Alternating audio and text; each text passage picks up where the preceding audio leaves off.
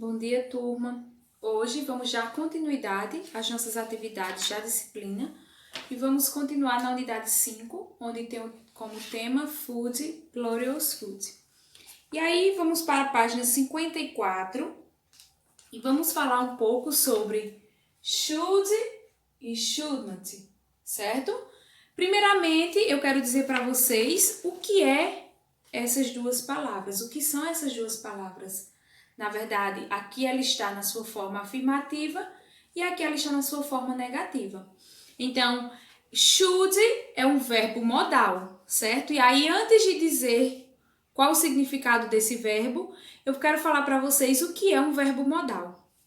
Um verbo modal, ele serve para modificar um verbo, um outro verbo, e nunca são usados sozinhos. Então, esse verbo, ele é um verbo modal, porém ele é um verbo auxiliar. Ele sempre vai estar juntamente com outro verbo para modificar esse outro verbo. Depois dele, sempre são utilizados verbos no infinitivo, certo? Sem o to. Eles também nunca mudam sua forma, ou seja, não adiciona S, nem ing, nem ed a eles, seja qual for o seu tempo verbal. Como eles já fazem o papel de verbo auxiliar, para montarmos uma frase negativa, basta adicionarmos o not. E nas frases interrogativas, basta começar a frase com o próprio verbo modal, certo?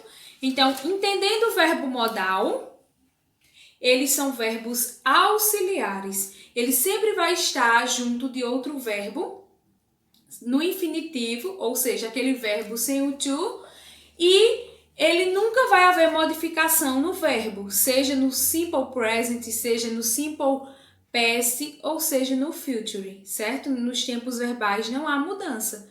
E ele sempre vai estar sendo utilizado na forma negativa com o not, nesse caso shouldn't, certo? Que é o should mais o not.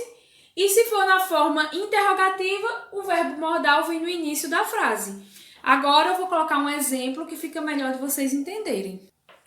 Observando esse exemplo, vocês podem ver que a estrutura da frase é a seguinte: pronome ou nome, verbo modal, verbo no infinitivo, ou seja, na sua forma original, e aqui seria o complemento da frase, o predicado da frase, certo?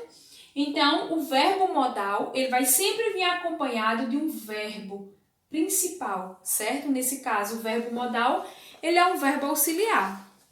Então, o verbo modal, ele é bem importante, pois ele passa a ideia de dar um conselho ou uma sugestão, certo? Should também é utilizado como forma de demonstrar expectativa. Você vai entender tudo isso bem através dos exemplos, como eu mostrei agora. He should go to the doctor.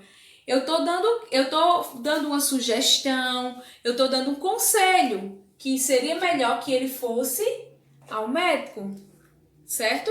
Então, o should, ele vem com essa ideia de conselho, de sugestão e também uma forma de demonstrar expectativa, dependendo da frase, certo? Como esse outro exemplo, you should stop smoking. Eu quis dizer que você deve parar de fumar, certo? Então, eu estou dando uma sugestão. Então, esse verbo modal, ele é utilizado na frase como verbo auxiliar, ok? Existem outros verbos modais, porém, o nosso estudo será com relação ao should e com relação na sua forma afirmativa e na sua forma negativa, ok? Então, lá na página 54, vocês irão fazer a questão 1, 2 e 3, onde a questão 1 pede que vocês leiam esses exemplos e sublinhem a opção correta das regras, certo? Então, o verbo modal, o should, é utilizado para uma suposta sugestão.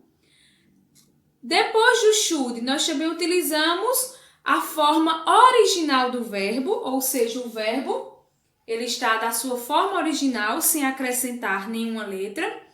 A forma negativa que nós utilizamos é o should, shouldn't, ou should mais not. E nós não mexemos na ordem do sujeito nem do verbo quando estamos falando sobre o should. Então, é somente acrescentar ele entre o pronome e entre o verbo principal. Ele está ali somente como verbo auxiliar, certo? Na questão 2, vocês vão relacionar essa primeira coluna com a segunda coluna, de acordo com a frase, certo? Ela geralmente vem ou pergunta ou frases afirmativas. De acordo com a frase, você vai ver qual seria a resposta para cada uma dessas frases. Na questão 3, vocês vão observar essas imagens que estão aí, ó. Essas 3 imagens.